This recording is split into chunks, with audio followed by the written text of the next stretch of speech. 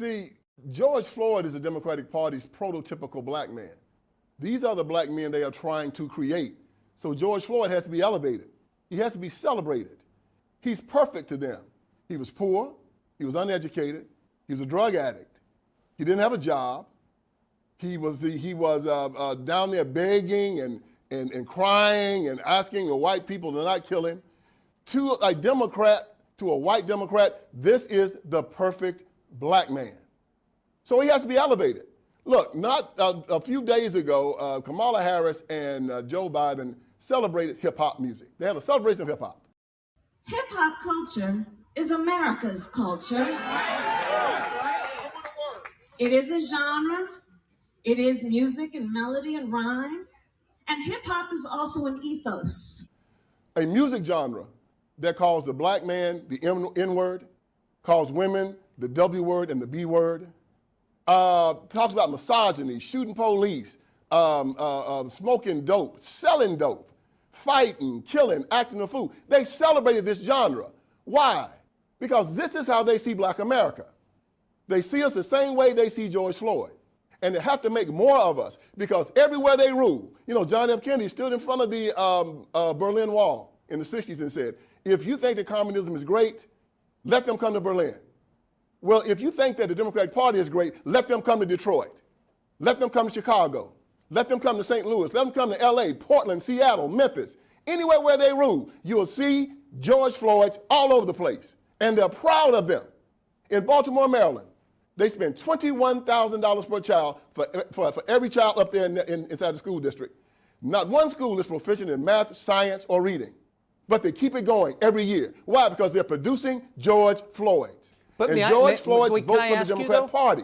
But why would, so when most of us, you, me, I think all normal people look at George Floyd's life, you think this is a disaster. This guy never added anything. He took a lot in prison at least 8 times.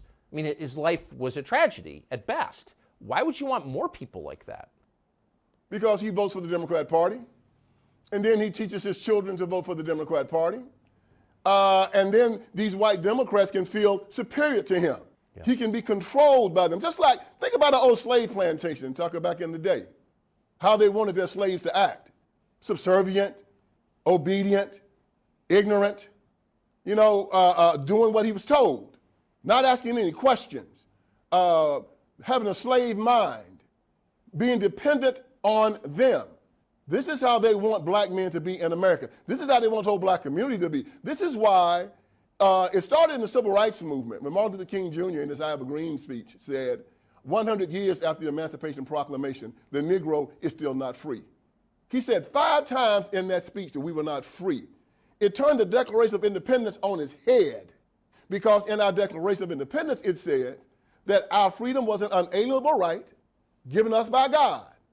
John Locke, in his second treatise of government, said that an unalienable right is a right given from God. It is irrevocable, non-transferable, and unsellable. The government cannot touch it. It supersedes law. It supersedes the Constitution. However, King said that we was coming to government and to the white man for our right to be free.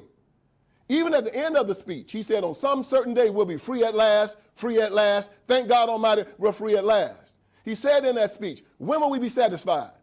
He said, we will never be satisfied until justice rolls down like water and righteousness like a mighty stream. That's a fancy way of saying never. And so black people heard that speech and said that we were not free here in America. And we make our children recite that speech every single year on King's birthday. And they say in that speech, the Negro is still not free. George Floyd was a slave in his mind. And the Civil Rights Movement caused him to be a slave in his mind. And today they're still marching, 60 years later, telling black people, you're not free. Beg for reparations. Beg for affirmative action. Kill your children in the womb. Cut off your child. You castrate your children. Let drag queens come into school and shake their behinds in your children's faces. Run God out of the public square. And then they end up like George Floyd. But the one thing they do consistently is they vote for the Democrat Party, and the places where George Floyd's live, they stay in absolute power. That's a pretty dark explanation. So you're saying that the Democratic Party as an organization intentionally degrades black people to keep them compliant and obedient. Oh yes, in my book Crime Inc., I talk about one of the main things they do, like the mafia and organized crime, they humiliate black people. They demoralize them. It's a Marxist construct. They demoralize their people, they beat them down, they tell them that they're victims. Well, it was Martin Luther King Jr. that said, they tell you to pull yourself up by your bootstraps. Well, how can you pull yourself up by your bootstraps when you're bootless? You know, he told us we were bootless. You know, you have black preachers, and you've heard, you know about my iron triangle, the black preacher, the black politician, the black civil rights worker. They go into the black community. Consistently, you're a victim. You're oppressed. The country hates you. Well, see, I look at them and I say, I'm a black man, but I cannot be oppressed. You know why? Because I'm a child of God. I'm an heir of Jesus Christ. I cannot be a victim. Why? Because I'm an heir of Jesus Christ. I'm a child of God. I cannot be a victim. See, they tell these people to go against their religion and their basic ideology, because most black men say they're Christians, right? But then they walk around saying, I'm oppressed. I'm a victim. I'm afraid. 365 times in our Bible, they tell us to fear not. Yet they walk around saying they're afraid in the United States of America. LeBron James said he's afraid. Kareem Abdul-Jabbar says he's afraid. Kaepernick said he's afraid. Well, I'm a black man in America, and I'm not afraid of a damn thing. I don't ask for permission in my own house. America is my home. So as they walk around here crying, talking about, I'm frightened, I'm afraid, I can't make it, please help me, I tell them they stink in my nostrils. They're an affront to God. The flip side of white male intimidation during the civil rights was also black male cowardice. They laid down and let them beat them, slap them around, rape their wives and their children. Well, no, not me, never me. I'm a free man. I live in the United States of America. They say it's an honor to be, that there's white supremacy and that white people have some type of privilege. Well, as I said before, it is a privilege to be white, but it's also a privilege to be black. And it's a privilege to be an American. And it's really a privilege to be a Christian in the United States of America, the greatest country on the face of this earth. And they're not going to make a George Floyd out of me. I stand up strong. I look them in the eye. And I say, I'm a free man.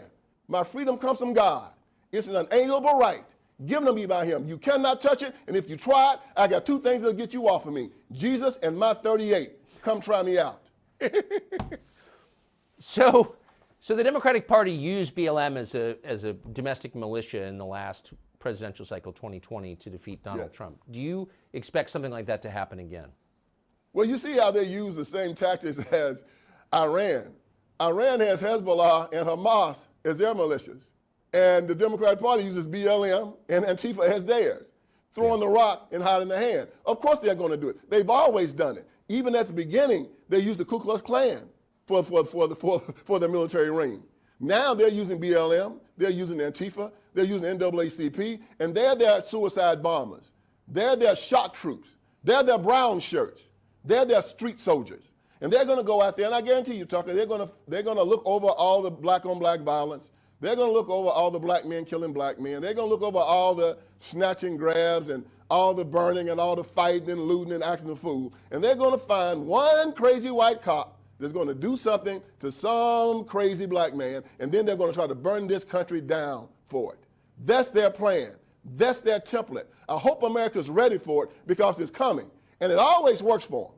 It always works, because the press and everybody's just waiting. Oh, they're on the starting line just waiting for it. And as soon as they find that golden kill, watch them go crazy with it. BLM is going to start getting their money from the Democrat Party, because that's who they get it from. The same way that Hamas gets their money from Iran. BLM gets their money from the Democrat Party. And BLM does not stand for Black Lives Matter. It stands for burn, loot, and murder. And that's what we should call them from now on.